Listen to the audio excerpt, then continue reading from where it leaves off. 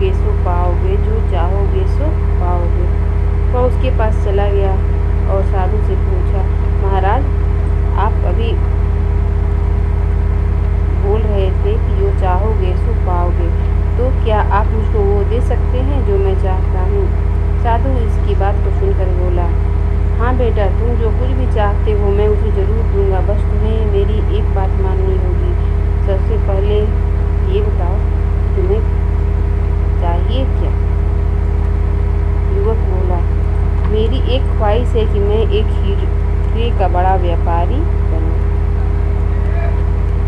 साधु बोला, कोई बात नहीं, मैं तुम्हें एक हीरा और एक मोती देता हूँ, उससे तुम जितने भी हीरे मोती बनाना चाहो बना सकते हो। युवक अभी कुछ सोच ही रहा था कि साधु ने हाथ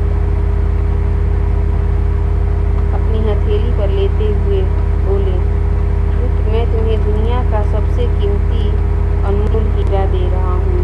लोग इसे समय कहते हैं। इसे तेजी से अपनी मुट्ठी में पकड़ लो और इसे कभी मत गंवाना। तुम इससे जितना चाहो उतने हीरे बना सकते हो। युवक अभी कुछ सोच ही रहा था कि साधु उसका दूसरी हथेली पकड़ते हुए बोले, पुत्र इसे भी पकड़ो।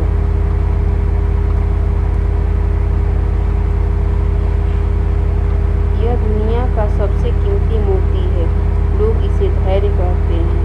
जब कभी समय देने के बावजूद परिणाम न मिले तो इस कीमती मोती को धारण कर लेना।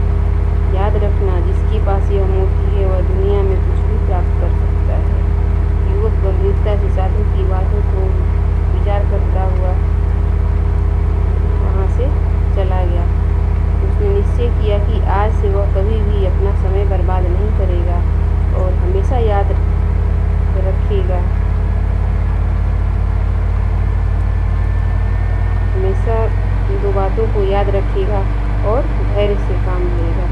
और ऐसा सोचकर वह हीरो के एक बहुत बड़े व्यापारी के यहाँ काम करना शुरू करता है और अपने मेहनत और ईमानदारी के बल पर एक दिन खुद भी हीरो का बहुत बड़ा व्यापारी बनता है। तो इस कहानी का सार यही है कि मित्रों, समय और धैर्य वह दो हीरे मोती हैं जिनके बल पर हम बड़े से बड़ा लक्ष्य प्राप्त कर सकते हैं। अतः जरूरी है कि हम अपने जीवन